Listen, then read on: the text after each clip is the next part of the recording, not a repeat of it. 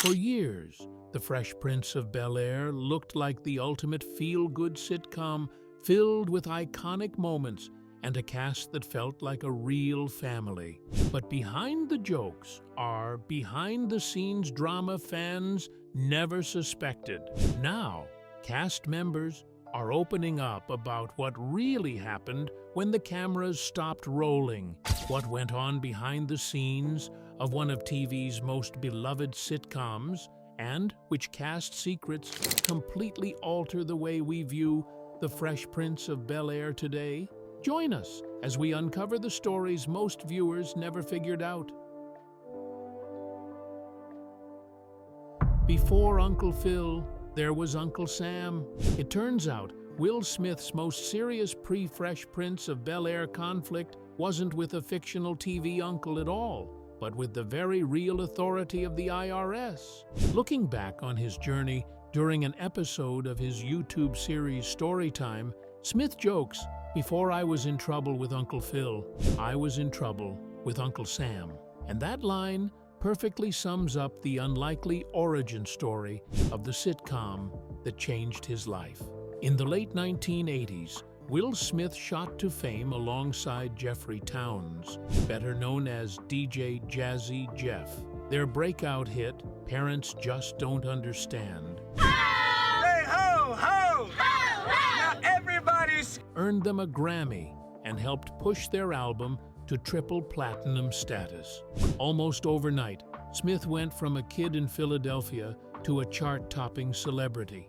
With the money flowing in, he did what many young stars do. He spent freely. If it looked flashy, he wanted it. What he didn't want to think about was budgeting or taxes. That carefree lifestyle quickly caught up with him. When Jazzy Jeff and the Fresh Prince released their next album, And in This Corner, expectations were sky high. Compared to their earlier success, the album underperformed. Smith jokes that it went double plastic, even though it still sold more than 500,000 copies. The real problem wasn't album sales, though. Smith had been living far beyond his means, and, worse, wasn't paying his taxes. Before long, the IRS stepped in and seized many of his prized possessions. Being famous and broke is a terrible combination, Smith admits. People still recognized him everywhere he went, but now they recognized him while he was riding the bus instead of driving luxury cars. And I made him throw in a little gift for each of you. Close your eyes. Vivian. It was a humbling moment that forced him to confront how quickly success can vanish if you're not prepared for it. Feeling stuck and discouraged, Will Smith credits his girlfriend at the time with pushing him toward his next big break. She convinced him to hang out on the set of the Arsenio Hall show, hoping anything might spark a new opportunity. That reluctant decision led him to Benny Medina, whom Will Smith describes as the real-life Fresh Prince of Bel-Air. Medina eventually took him to a party at Quincy Jones's house, where Will performed an impromptu 10-minute audition in front of a room packed with industry heavyweights. According to Will, Quincy Jones was so impressed that contracts were drawn up on the spot. Thinking back on it now, Will often emphasizes the value of failure, noting that it helps reveal where growth is needed. His advice is simple but powerful. Say yes, take risks, and sometimes listen to your girlfriend. Interestingly, while Will wasn't entangled with Jada at that point, the universe had brought them together in the most unassuming way. Let's check that out. Jada Pinkett was rejected for being too short. Jada Pinkett Smith once opened up about a surprising chapter in her early career, revealing that she once auditioned for the Fresh Prince of Bel-Air. At the time, she didn't get the part, reportedly because the producers felt she was too short to play Will's on-screen girlfriend.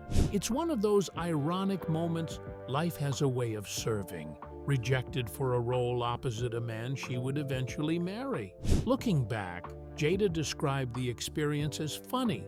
Even though she didn't land the part, she continued to build her career steadily, taking on roles that showcased her range and talent. She appeared in popular shows like A Different World and eventually made her way into films, establishing herself as a rising star in Hollywood. Her early struggles is his street name, K.I.P. It stands, including missing out on Fresh Prince, didn't slow her down. Instead, they became part of her story of persistence and growth. Interestingly, once she had found her footing in movies, the creators of Fresh Prince reportedly reached out again, inviting her to join the show after all. By that point, however, Jada had already moved beyond television sitcoms and was fully immersed in her film career. She turned down the opportunity, but not out of spite. Her priorities had shifted, and she had become a movie star with projects that demanded her attention, and the timing just didn't align. Moving on, let's talk about the interesting history of a dance that captivated fans from the beginning. The Carlton dance's origins in Fresh Prince of Bel-Air. The Fresh Prince of Bel-Air is widely remembered as a 90s sitcom that shaped pop culture in countless ways. But for many fans, nothing stands out quite like the Carlton dance.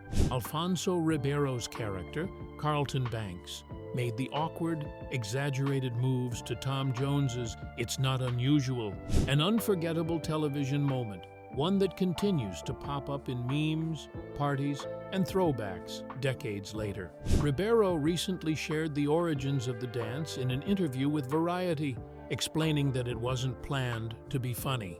In the script, it simply read, Carlton dances. The comedic effect came later, built on Ribeiro's interpretation. All right, sweetheart, you can have a new dress. I want you all to look your best for the newspaper interview and the awards bank. He drew inspiration from Courtney Cox's moves in Bruce Springsteen's Dancing in the Dark video, as well as from Eddie Murphy's stand-up special. Ribeiro found those movements deliberately corny and decided to embrace that awkwardness fully, turning it into something memorable. The genius of the Carlton dance is how Ribeiro turned a small, scripted note into a cultural phenomenon. What could have been a one-off gag became a defining characteristic of his character and one of the most enduring moments of the show.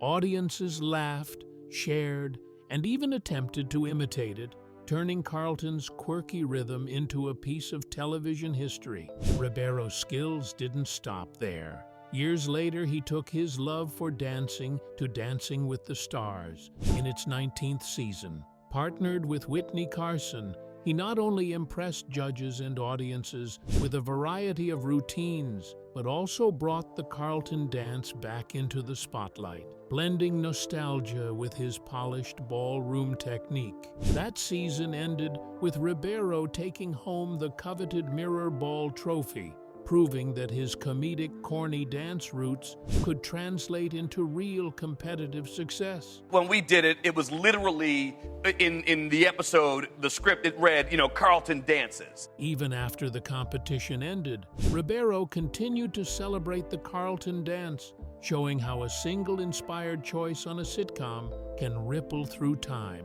The dance serves as a reminder of the joy in embracing your quirks and turning them into something that resonates far beyond the original context. It's an example of how a small creative decision, rooted in fun and a bit of daring, can become part of pop culture's collective memory. While Ribeiro's dancing skills continue to amuse people, another cast's skill caught fans complete off guard. Prepare to be amazed. Will Smith mouthing everyone else's lines. Text wrapping break. When the Fresh Prince of Bel-Air first started rolling cameras, the energy on set was anything but calm, especially for Karen Parsons. Trying to really make something work, but also having such a good time and having great partners that you were playing with. Who played the glamorous and sharp-tongued Hilary Banks. Looking back, Parsons admitted she was incredibly nervous while filming the very first episode. It was a big opportunity, a brand new sitcom, and a cast still trying to find its rhythm. To make matters even more intense, one of her co-stars was bringing a very unique kind of chaos to the table, Will Smith. At the time, Will was a rapper making his first real leap into acting, and he took the challenge extremely seriously. In fact, he may have taken it a little too seriously. Determined not to mess up, Will memorized not just his own lines, but everyone else's too. On paper, that kind of preparation sounds impressive.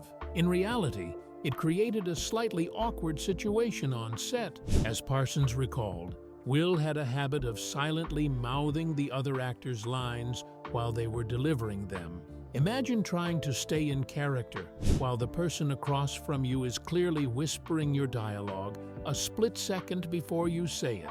For a first-time actress already battling nerves, it was distracting enough to throw off timing and concentration. While no one blamed Will for being dedicated, it definitely didn't make those early days any easier. Hey, why should I be mad? I'm saying at least he said goodbye this time. Eventually, Will broke the habit as he grew more comfortable in front of the camera, but the memory has stuck with him ever since, and not in a good way. Years later, he openly admitted that he still feels embarrassed about it. In a 2017 interview, he explained that his intense focus on success pushed him to over-prepare. He laughed about it in hindsight, but confessed that watching the early episodes is still painful for him. According to Will, if you look closely at the first few episodes, you can actually see him mouthing other characters' lines in the background. Once you notice it, it's hard to unsee. That small detail has become one of those charming, behind-the-scenes quirks that fans love, even if Will himself would rather forget it. Aside from his intriguing ability to memorize lines, Will threw in a little something for fans who fell in love with the show, an experience inside the Fresh Prince house. You could rent the Fresh Prince house. Will Smith made it possible for real people to step inside that iconic world in a move that delighted longtime viewers. Airbnb and Will Smith announced that the instantly recognizable Los Angeles home would be available to rent for just $30 a night. Will broke the news himself on Instagram, posting a photo of him standing proudly in front of the house that helped launch his acting career. His caption captured the same playful energy fans remember from the show. Yo! Y'all think we should rent out the Fresh Prince house? We're making it happen with the squad at 8 Airbnb. The internet, unsurprisingly, lost its mind. Bookings were opened to Los Angeles County residents, with requests starting on September 29th. But this wasn't a free-for-all.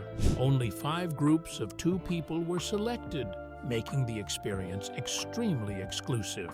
To keep things safe during the COVID-19 pandemic, Airbnb required guests to prove they lived together, reducing the risk of transmission and keeping the stay in line with public health guidelines. Where they explain all of the rules of how to deal with the royal family. So we're there, so they sit all our people down. The house rules followed all local COVID protocols, and Airbnb reassured guests that cleanliness was a top priority.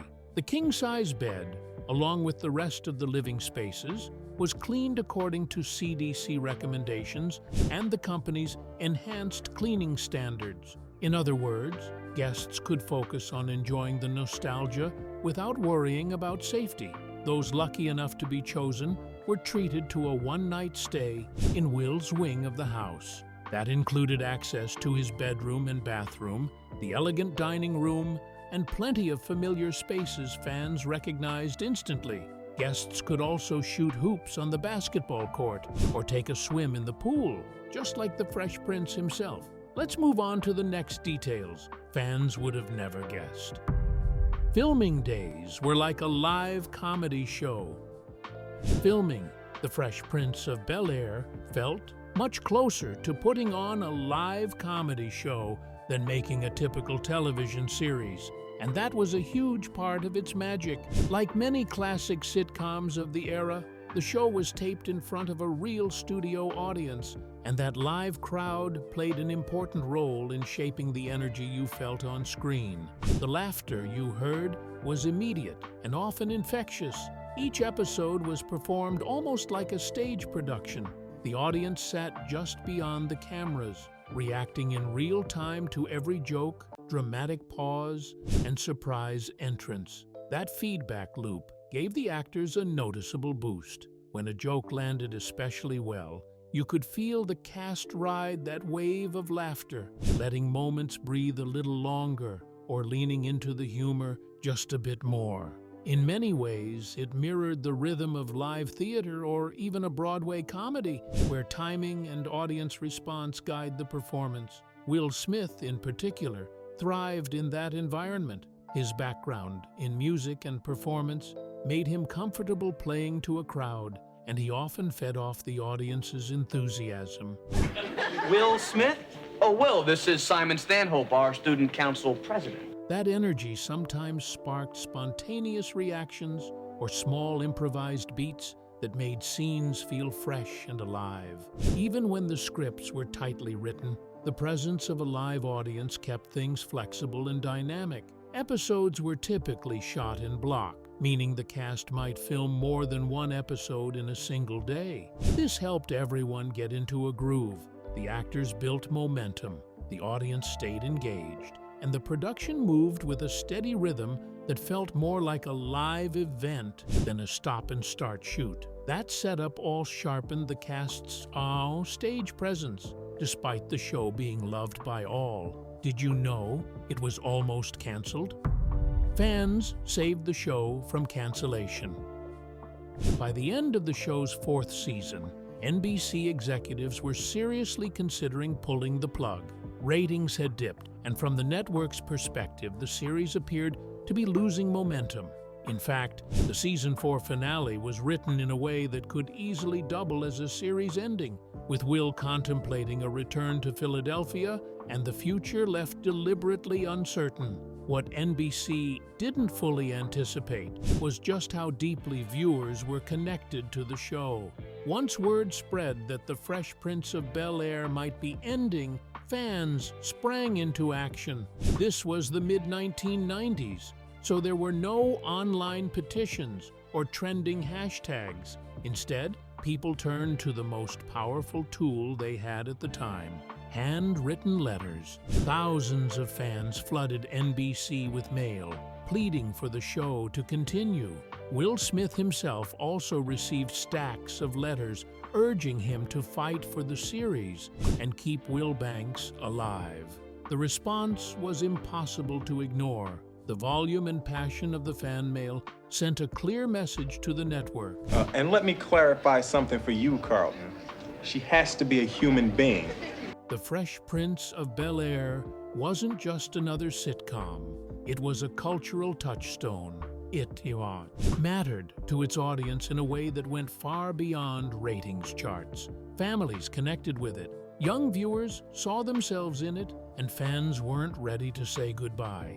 Ultimately, that groundswell of support worked. NBC reversed its decision and renewed the show, initially ordering 2 additional seasons. That decision gave the series room to evolve, deepen its emotional arcs, and ultimately deliver one of the most memorable sitcom finales of the decade.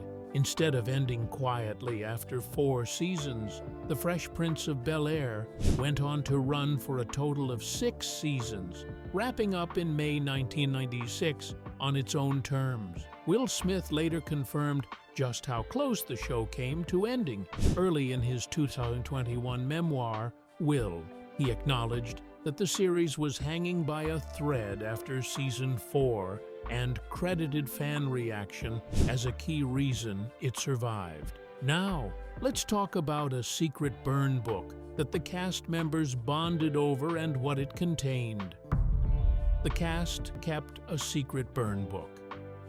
Karen Parsons has shared one of the most fascinating behind-the-scenes secrets from The Fresh Prince of Bel-Air, and it sounds like something straight out of a teen drama, except this one happened on a hit sitcom set. According to Karen, the cast and crew kept a shared journal during filming that functioned a lot like a real-life burn book, only with a healthier twist. The journal lived in a kitchen drawer on the set of the Banks family mansion, right where anyone could find it. If something was bothering you, if you had a funny thought, or if you just needed to vent after a long day of filming, you opened the drawer and wrote it down. Everyone on set had access to it, from actors to crew members, and anyone could read what had already been written. Karen explained that the entries ranged from playful to emotional. Some people wrote silly poems, inside jokes, or observations about the day's shoot. And you're sitting right next to the phone. Yeah, but you're facing the phone. Others used the journal to rant when a coworker got on their nerves or when tensions ran high. But despite how dramatic that sounds, the intention wasn't cruelty.